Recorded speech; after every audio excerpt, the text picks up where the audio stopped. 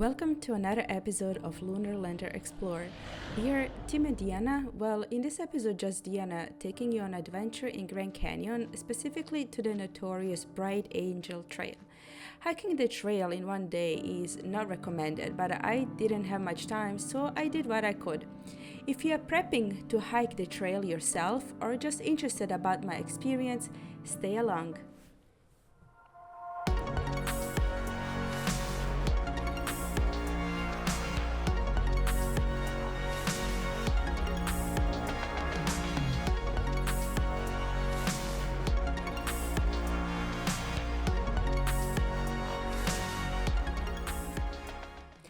Before I decided on hiking the Bright Angel Trail, I considered a few options. One of them being a 16-mile hike starting at the Bright Angel Trailhead to the Colorado River and back. Another option was to take South Kaibab to the river and back, or loop and take Bright Angel back. I didn't really consider rim-to-rim hike, which is pretty much starting at North Kaibab and finishing at the Bright Angel or South Kaibab trailhead, or other way around. Rim-to-rim hike is a 24-mile journey, which I considered a bit too much adventure than I needed at a time. To start a hike as early as I could, I needed to be close to the south entrance to Grand Canyon. I camped along the Forest Road 305 in Kaibab National Forest. Campgrounds inside the park actually get booked months ahead, so I didn't have much choice. But there are hundreds of forest roads in the national forest and plenty of campsites. At a time, I saw only one car, so I was pretty much alone.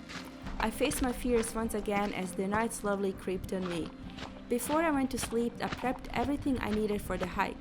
3 liters of water, snacks, an extra lunch, Garmin in case of emergency, jacket, which I always bring no matter how hot it is, extra socks, blister prevention tape, flashlight, and a bunch of other stuff. I woke up at 5 a.m., headed to the Bright Angel Trailhead, and started my journey.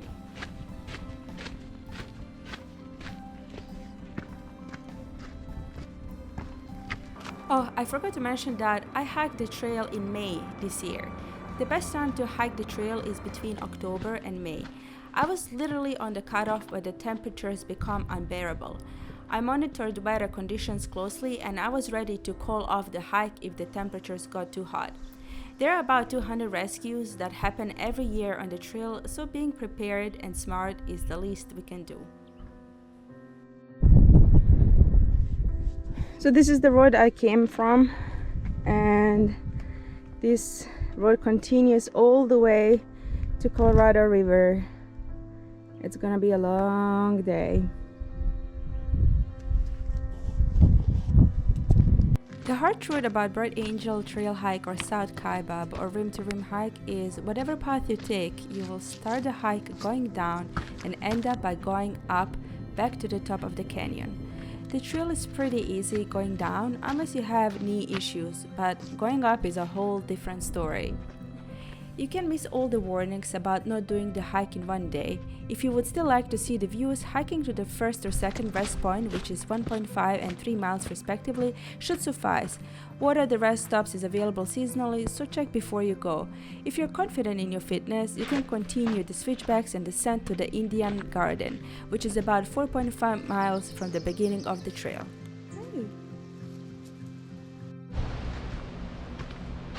Well, it seems it's already 70 degrees. This could be a hot day.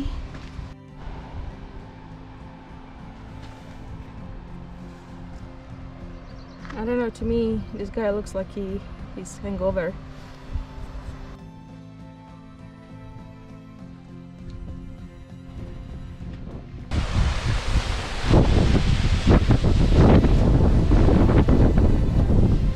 I'm on a cliff,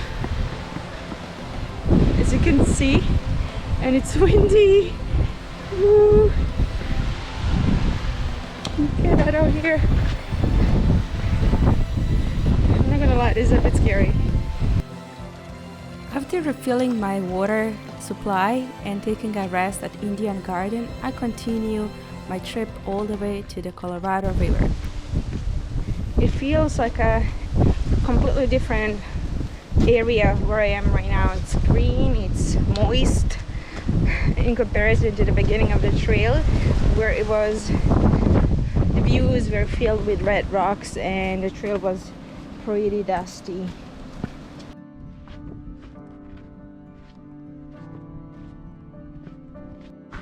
As a reference, I have to get all the way to the bottom and around that rock over there to the river and come back up all this way up.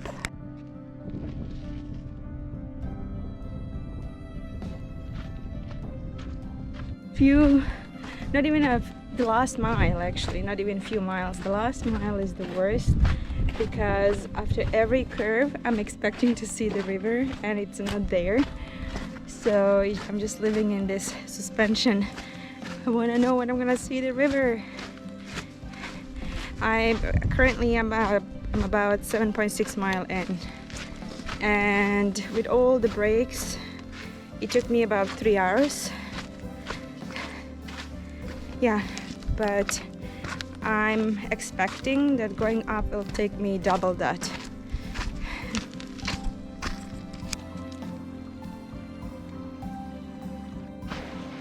This is really cool.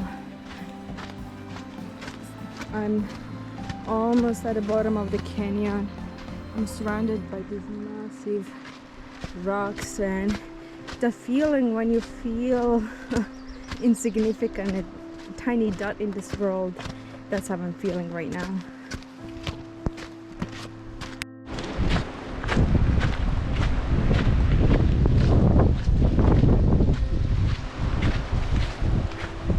Oh my god, you guys, I made it. I can't explain to you how happy I am right now.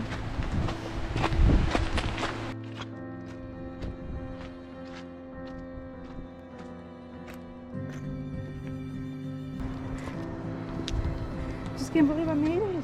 Found my little beach spot. There we go.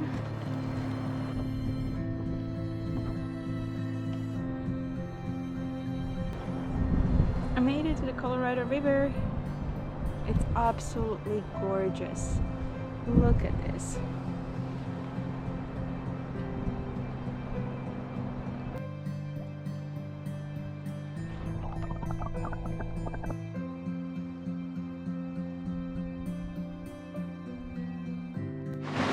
I'm making my way up.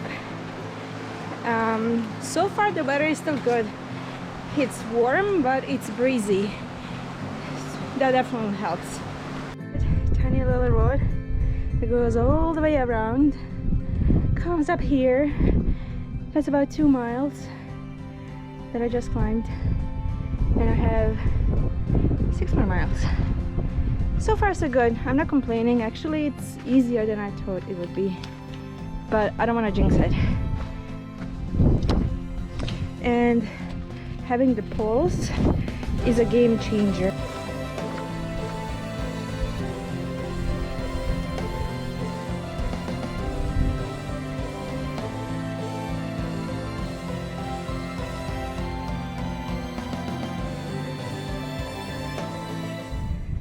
Yeah, this hike is not a joke. I'm doing okay, but I definitely have run into a few people who are pretty much stuck. Either their shoes hurt or they are out of water waiting for someone to bring water for them, and some of them are just not feeling well because it's hotter than I thought it was gonna be. It's around 90 degrees today, and climbing uphill, you know, in such hot weather is not a good combination. So yeah, that's why there are a ton of warnings warning people to really judge your fitness before attempting this hike. It's like never-ending steps. Ooh. Experiencing the canyon from below the rim gives you a whole different perspective. Again, definitely doable, but not recommended. And this summarizes my day. I successfully finished the hike with 0 blisters, packed everything up in my rental Jeep and headed down to Sedona, where I found another dispersed camping spot and spent another peaceful night alone under a starry night.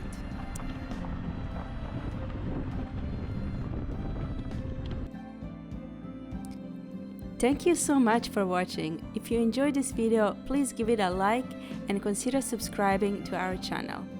Until next video, bye!